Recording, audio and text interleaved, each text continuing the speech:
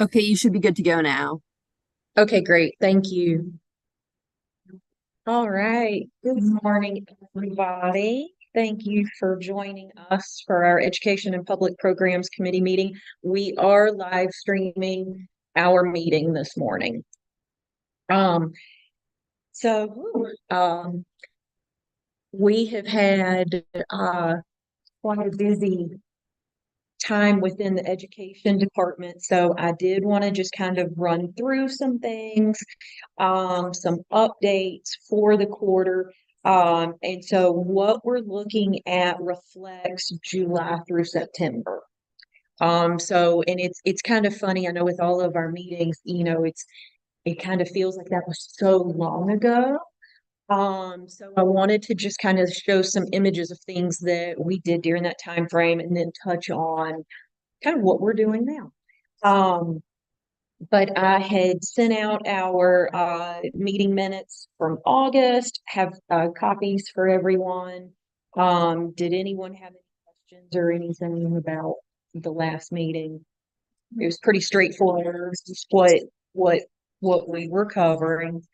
Um, so we'll jump into this quarter, or the July through September. And so I did have just a few things. I always like to do our numbers comparison.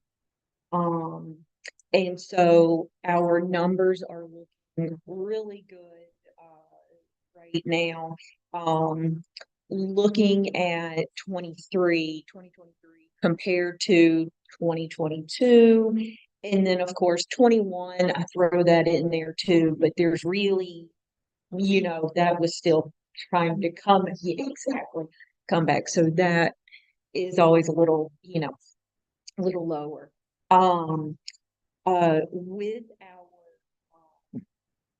outreach numbers, I did want to mention because look, our outreach numbers compared to the 2022. Um, we had just started with our summer stuff, our fall, and then start of the school year. And so the August and September outreach numbers are a little lower, basically because with our scholarship information. It was a little later receiving notification and then getting the word out to the teachers. So at our next board meeting, you're really going to see those October, November into next month numbers vastly increase. So our outreach was more of a slower start just because of that notification and getting the word out. But once we did, it greatly picked up. And that's primarily how you're paying for a lot of programs. Exactly. And so I'll talk a little bit more about those grants in a little while. I did want to just point that out because when you look at the number comparison, it's like, oh, okay. But yeah, and then of course you see with distance learning, we still offer virtual programming as an option. And that will continue. But just with speaking with teachers, virtual is just, they really want that in person. Exactly, they really are. They really are after, having to do that for so long. And also for the teachers, us being able to come into the classroom, bring our material, uh, they prefer the outreach versus coming to the museum for programs. We do have visitation, but for them as far as scheduling, it's less intrusive on their day. Sure. For us to come in and we're in their classroom for an hour versus them having to do transportation a whole day. We are doing a push for getting groups to come and kind of build back up those numbers for the museum visits. So we do have some groups that we are working with on that. And I'll mention more about that with the microscope lab. That has really helped uh, kind of push that, if you come here, we can do the programming in the microscope lab and your students will be able to have that experience. But I'll talk more about that in a few minutes. But did anyone have any questions? Numbers for the quarter? No, that's what you said, the in-person is on the right track. It's Yes. it's going up the last. Awesome. I did I briefly went over this at our August meeting. I wanted to put it back in here just if anyone had any, comments, questions. So these were for the last school year, our program totals for 2023, 2022, 2023. And so you can see on the left-hand side our program totals. So those are our individual counts. And so we do break them down at the museum. Outreach is also broken down. So we do have the Martinsville, of course, educators that serve large range, but we also have our central, which is the Charlottesville area. And so they cover the Charlottesville area. They'll do programming, the Waynesboro, their area. And then we have the Eastern Shore. We have one educator out on the Eastern Shore that covers for categories. And so they do have their program materials just basically in their home or storage. So we work with the school districts and they have their suite of programs that they offer. I will say our Central and Eastern Shore are still pretty low after coming out of the pandemic. So they are working to kind of reestablish that connection with their schools and just really get back into the school system. So that's something that we're working on right now. And so then the right hand one is the number served. So for our grant reports and things like that, it's great to be able to have our program totals, but also our numbers served broken down for these different program types. So you can see last year it was over 12,000 just with our education programs. Yeah, no, jump in, please. Even for non-education grants, these numbers are important. So True. grants for students or festival grants. It's support. Yeah. Since the state of the state grants, so that's person to live like helps us get it. Yes. And just speaking of that, with our programming, whether it is outreach or at the museum, each teacher that we work with, we send them an evaluation after the programs so that we can get their feedback, not only on program content and, things about the program, but we, in the past couple of years, added optional demographic information so that can kind of help on our end grants and reports. We do have it optional for them to report on that. And so what we did, we worked with our HR person on what are the most important areas that we need to ask about just to make sure that we're so we'll ask gender, race, things like that, but it is optional. We do have a lot of teachers that will give us that information. And so then when we are looking at reports, we can say, okay, well, what we've received from the teachers, we know these were the numbers for that. And then this was, I just threw this in from the 21-22. So you can see not only the program totals, but the number served last year jumped quite a bit.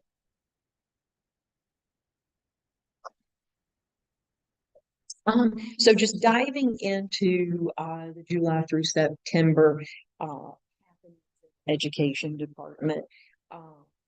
So we had the Dino Festival, which of course was very well received. And so we all sorts of activities, crafts, um, various things for people to partake in, trying to keep everybody busy. And then I think the one on the left was actually from our Dino reception for the event. So we had like a little preview a couple of nights before. No, it feels so long. But a couple of yes, so this was July. Um, but trying to with the reception, we did activities for the members and those that came that were completely different from what they would do at the actual festival. So making that extra special connection for our members. Things to do. That's always a lot of fun. So the major happenings were the Dino Festival and then the completion of our summer camps. And so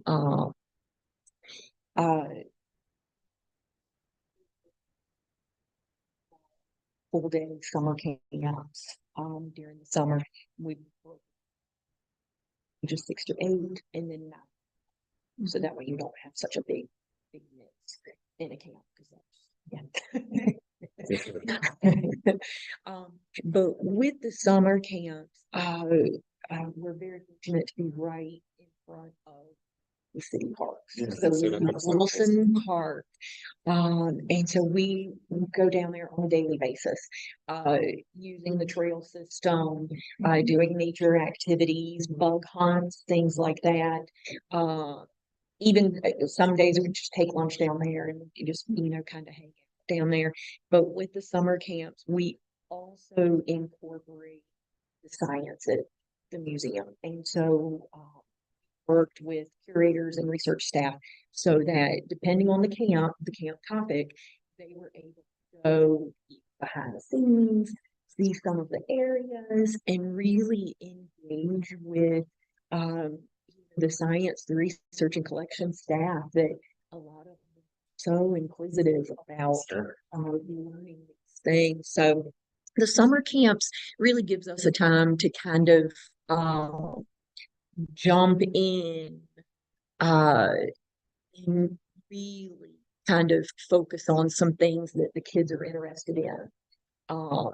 Since we have them all day full week, it's more project-based activities instead of just one-off activities. So one of the camps was an engineering camp. And so they created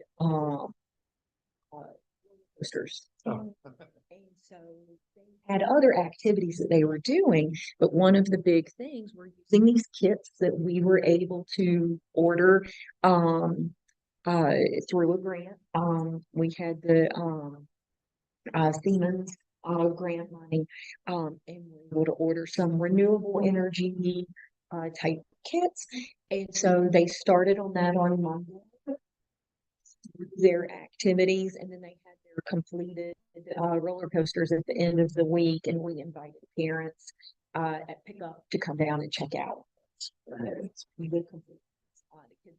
Absolutely love that, but it really gives us that extra time because with those kids, they are really intensive. So being able to can't take them as an outreach program.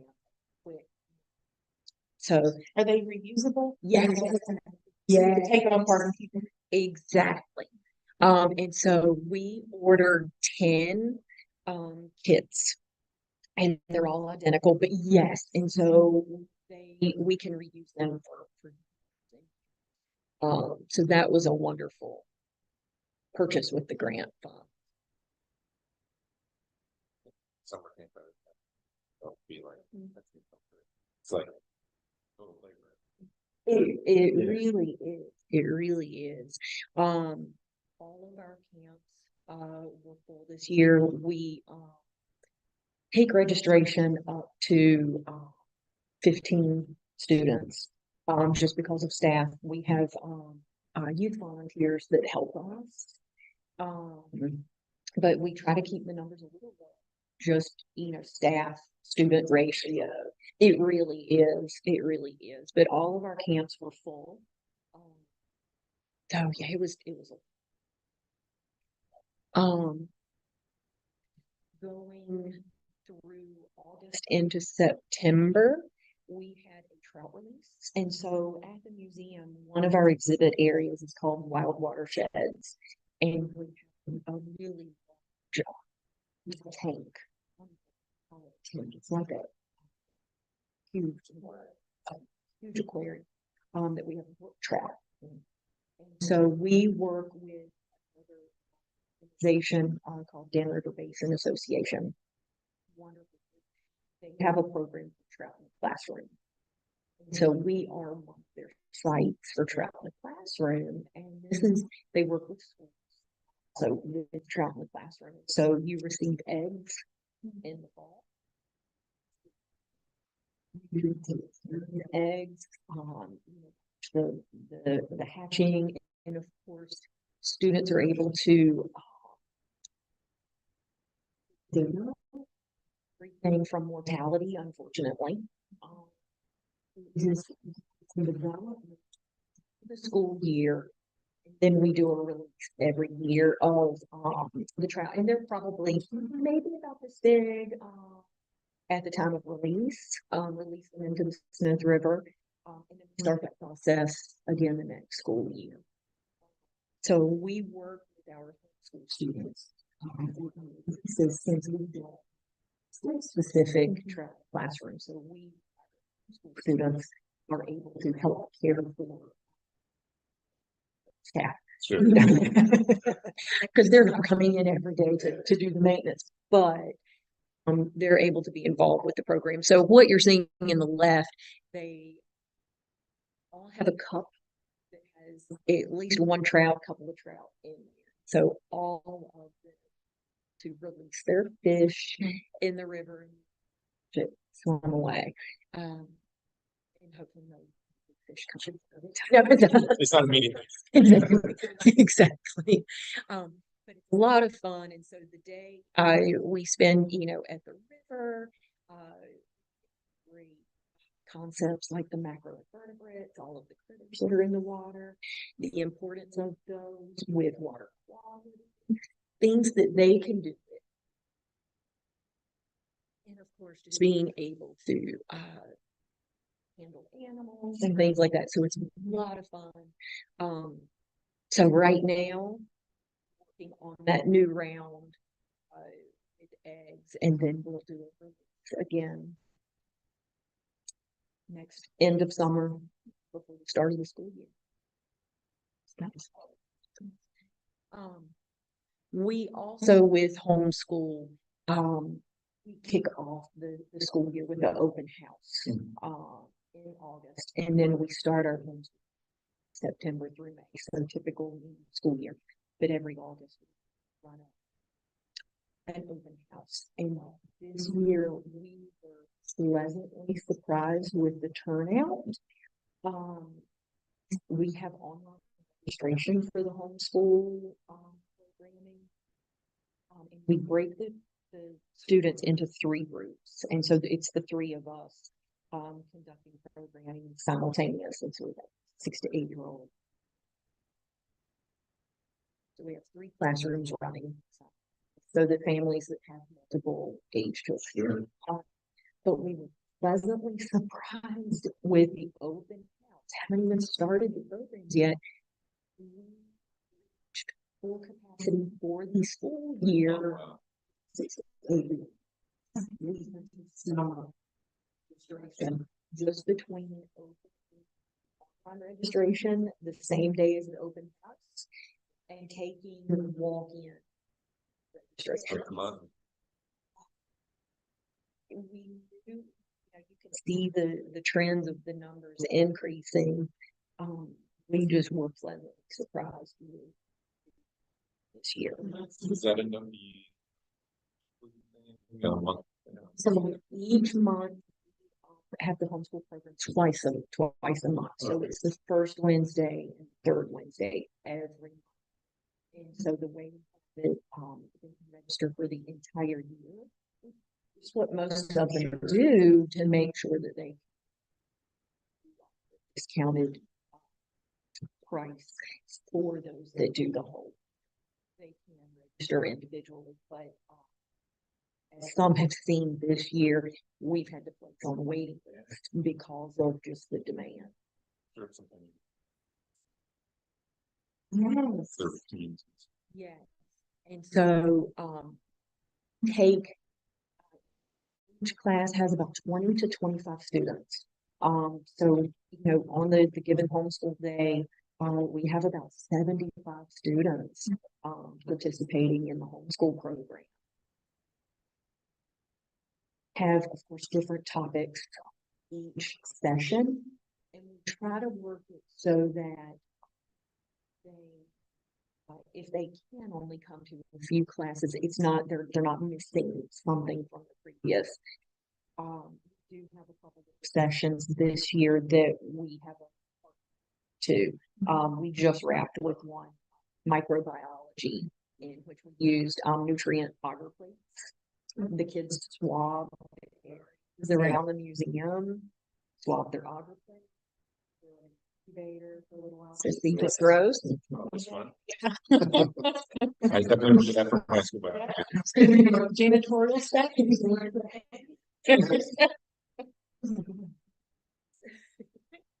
it was funny because we gave the students kind of free range of swab, some restrictions, but they swabbed, of course, like, the door, but, the turtle enclosure was one I've done, and I was like, oh goodness, that's probably gonna be bad. It really wasn't as bad as some of yeah, but the kids absolutely love that. That's fun. That was one that we have to. But so homeschool has just grown in bounds. So we look, even though they do not have to follow the Virginia Science Standards of Learning, they are tested so that they can each year. So what we do is we still follow those standards of learning just to gauge, okay, third grade students are covering this or should be covering this information. So we still use those standards as kind of our baseline of what's covered class. So you guys have the numbers on the percentages on homeschool. I was actually talking to one of the parents. Now, she is from one of the surrounding counties. She's from Franklin County. And so she was talking about those numbers. And I was like, I wonder if I could find out that total percentage of homeschool. So I have not yet, but I definitely would be interested in seeing. I don't know what you do with those numbers, but it'd be neat to say, okay, we Exactly. Well, and that's right. So if we could say, X percent of the county population are homeschooling. We have several contacts with co-ops, and they have like their homeschool association groups. sure. So, see if I can get. Exactly. Of course, switching over to our outreach, within the July through September, we were wrapping with programs with the library systems. We'll work with various libraries depending on their summer reading theme and come in and programming. Also, after school programs. It's a lot of fun. We work with these images. We're with MHC After 3, which is Henry County After 3, which is one of the after school groups, and then also Boys and Girls Club. So we'll work with those groups with STEM programming, Tropical Street programming. We're currently wrapping up our fall programming with both groups right now. We already have our spring dates on the calendar. So within our MOUs with each organization, we throughout the year, even during the summer months, because they students during the summer. So contract with them throughout the school year. So able to capture our numbers with the after school program. Few of our other so our microscope lab. Before I jump into that, I do should have on the agenda some of our upcoming things. So right now, to educators, Terry Robertson, excuse me, Terry Tatum, Terry Tatum, and Jordan Brin are throwing over the Virginia Association of Science Teachers Conference. So vast conference. So that has been on Thursday, Friday, today. So they're wrapping up today. So I've been communicating back and forth. So it's great. Terry has attended before. Newer on the staff, so this is her first year going.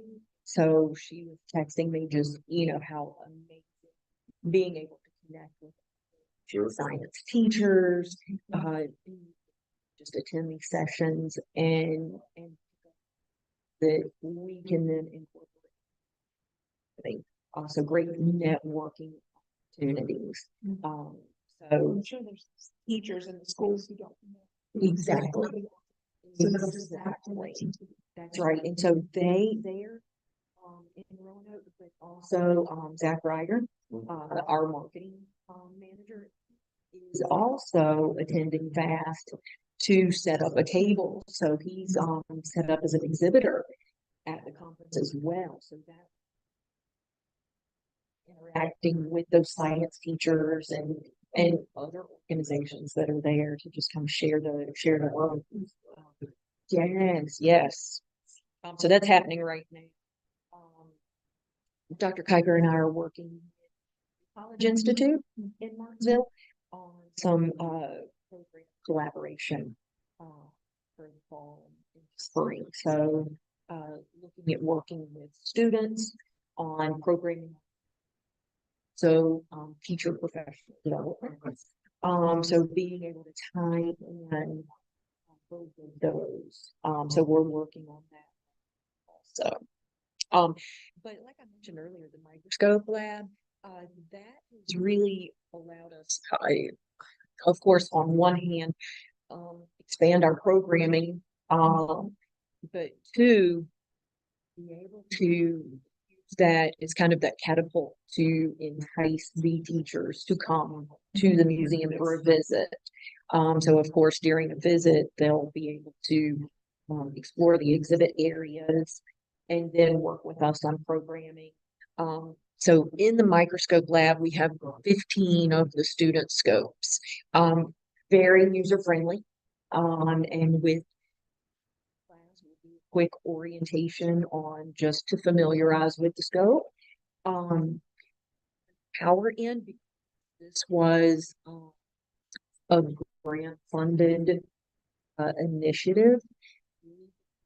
Data on how many students had prior microscopic experience, and then kind of did a pre-test and a post-test to kind of see what was being learned, what were they taking away from it. So we're using this kind of as a catapult for those on-site visits, and so we are seeing an increase from year.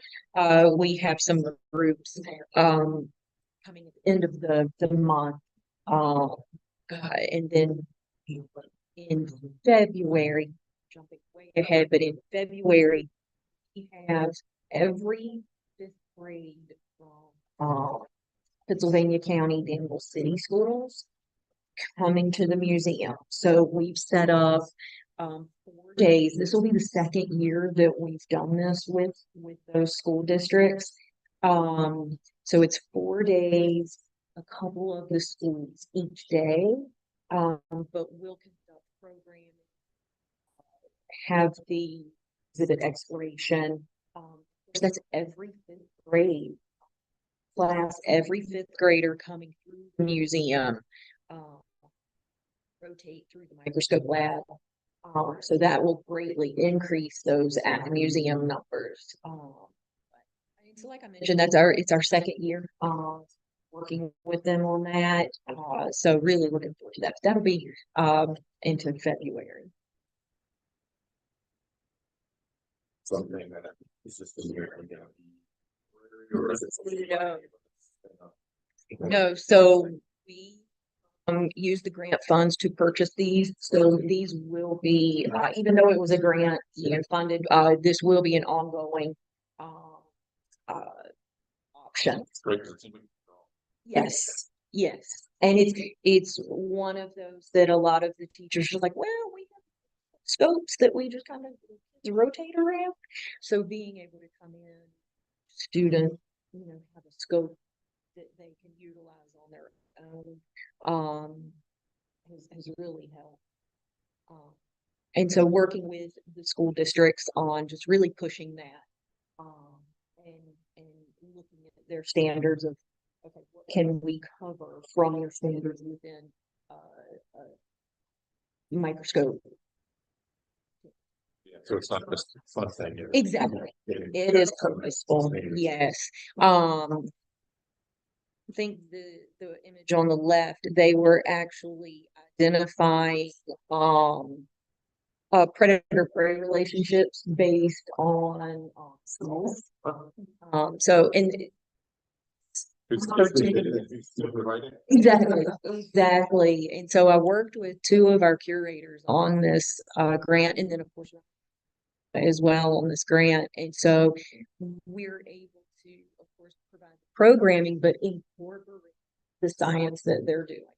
So working with them with material that we can then share with the students so that students can that program opportunity, but understand what's going on at the museum. What is Dr. Moncrief doing with skulls, or what is Dr. Ivanov doing with these insects? And so it's a great tie-in just for the museum.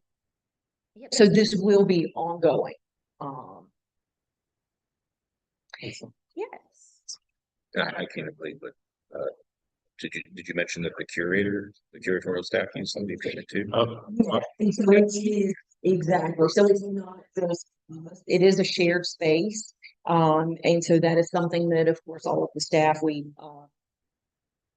calendar management stuff of having that as a shared space. So the curators have used it. They've had interns that have come in and used it with projects. Even our master naturalist group, our naturalist chapter came in and actually did some work with Dr. Kuiper on some insect material. So it's definitely not just our students that are able to take advantage of that space.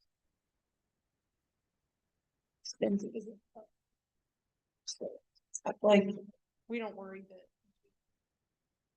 That was something that Dr. Ivanov had discussed, and he said that he has some of the microscopes from the company that we ordered the 15 from that he's been using, I think he said over 10 years, that really hasn't had any upkeep other than just cleaning and the general maintenance.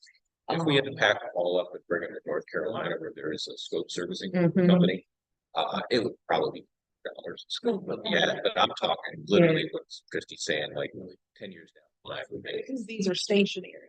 Yes. Yeah. Yes, exactly, exactly. We when I first started using the walk, that was 14 years ago. So the model has changed a bit, but it's basically the same model from that time period.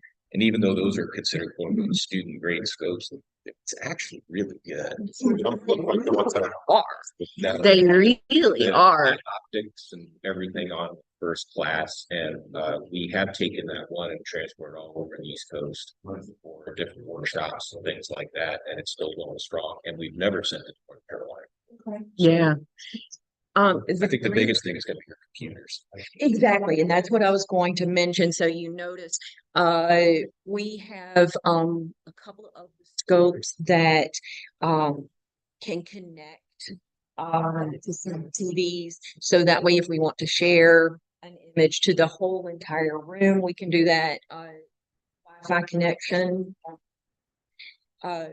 Exactly. It's it's going to be probably just that laptop. It's, um, it's probably going to be that versus the scopes. And we're finished, the students, we have the covers for the scopes to keep the dust off. So really trying to make sure that, minimal things are We've, covered. we've got a good history of not creating tragedy in the commons. Yeah. And another, thing, and I've never really mentioned this to you, Christy, but one thing I've really appreciated about this project is that that particular space of the museum was abused. Yes. And I don't know which word it is in the museum. No, it's theology is. Yeah. Go past it through the double doors. It's right there. Exactly. So it really is behind the scenes, which the students absolutely love to access part of the museum that no one, other visitors do not get to. So it's kind of that cool factor, of them being able to. Yeah, so that space was abused, just from the standpoint, and sure enough, you could take, everyone's got to take a certain amount of blame, including me, that we just kind of let it happen. But that was a stop. It was an absolute stop. It was. Yeah. So there were animal mounts in there, their exhibit cases, plexi stands. It really was. I don't even know the history of how that got started, and then it just built upon itself and then permeated. So now that's all been cleaned out, stored properly. We had the team go in, fresh coat of paint, wax on the floor, all that stuff, so that way it looks like it's in a new. And it's kind of hard to tell, but we have stationary workspaces that were built in the existing room, but we have rolling tables too, so that we can reconfigure the room if needed. So there is some flexibility with it. And things like, so they're enrolling, more office chairs. We learned older students are fine with that, but with our younger students, it was a distraction. So we ordered stools. But that was one of those things that just until we started with it, didn't really think about it very quickly. But we were able to use it to purchase that. And so those, a few other things before we wrap up. So we mentioned the scholarships earlier. And so I work with Ryan every year on scholarship opportunities. Our programs are fee-based simply because that is how our educators' salary, it contributes to our educators' salaries. So we have minimal with Henry County program, Martinsville and Henry County, but we apply for funding every year from them. So they contribute some funding. So we then offset that with discounted rates for them. So if we're working with them, instead of a $90 outreach program for one class, it's $60. And then work on the scholarship opportunities, and then that would cost zero to them. And what we do is we offer it as the outreach or at the museum.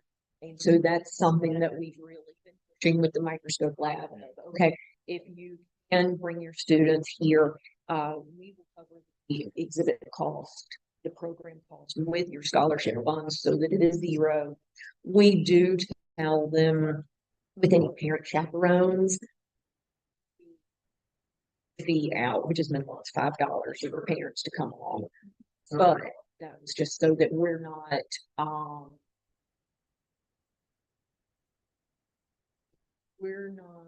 exhausting our scholarship funds that could go towards those students on parents. Yeah, they get. It's I mean, it's not.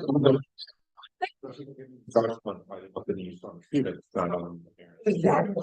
Exactly. And so, I mean, we're very well aware just the socioeconomic status of, our general area. So a lot of our schools, they're like, we would not be able to participate if it wasn't for the scholarship funds.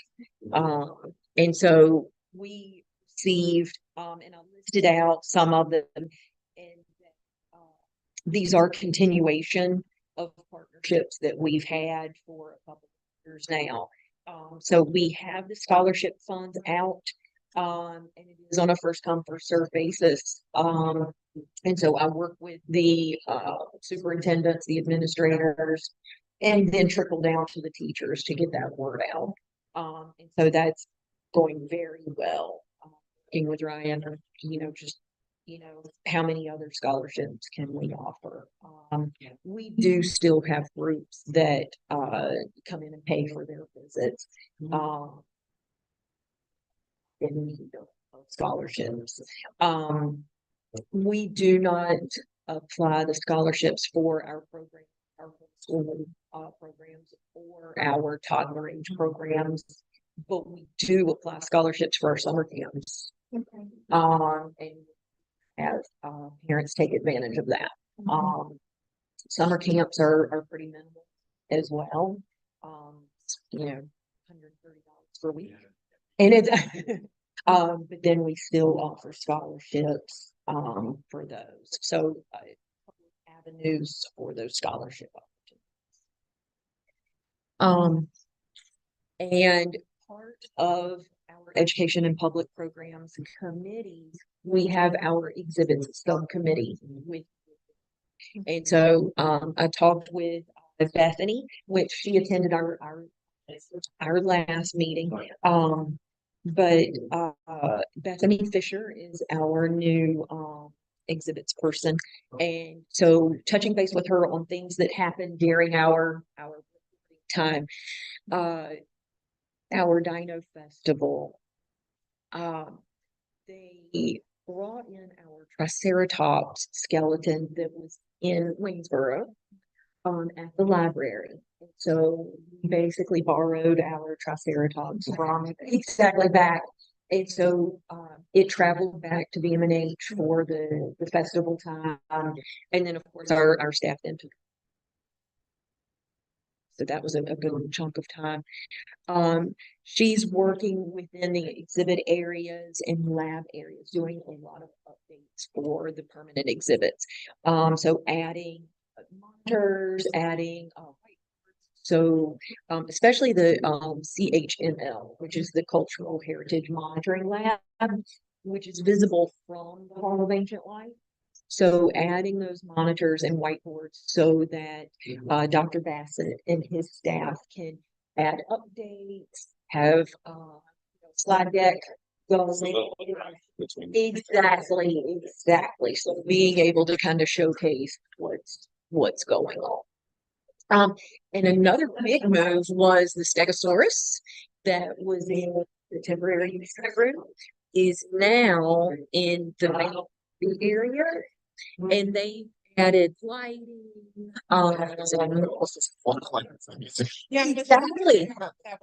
Exactly. And so this is that lobby area. I put this in here. The background too. That this was actually our bones and booze reception, and just the sun was setting. Exactly, it really does. But that's Terry and Jordan and myself, so the education team. But so that is uplit, so the lights stay on it in the evening, so that visitors driving by can see that. So yes, so those were just some of those updates with exhibits, but she's working really hard on getting that. May I get you anything? I'm good. Thank you.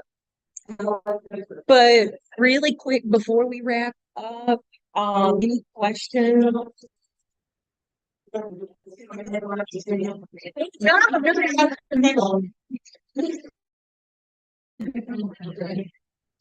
About what we're doing, just questions, please do. And then I guess our other thing is just a quick discussion of what we would like to report out for our full board meeting. Yes, and we have enough for everyone. I want to say a little something about the writers with the land. Yes. Yes. Yes. Yeah. What I was gonna say about the microscope is that it's successful in pushing in Yes. Those are great, great highlights. And of course, let me know if you need any, me to jump in. Well, It's from yesterday. I think Art is looking for some, we have very close. That sounds great. Well, thank you, Mary Zell, for running the Zoom for us. You're welcome. I'm gonna go ahead and leave the meeting. Okay, I'll end the live now as well. Okay. Okay, bye. Have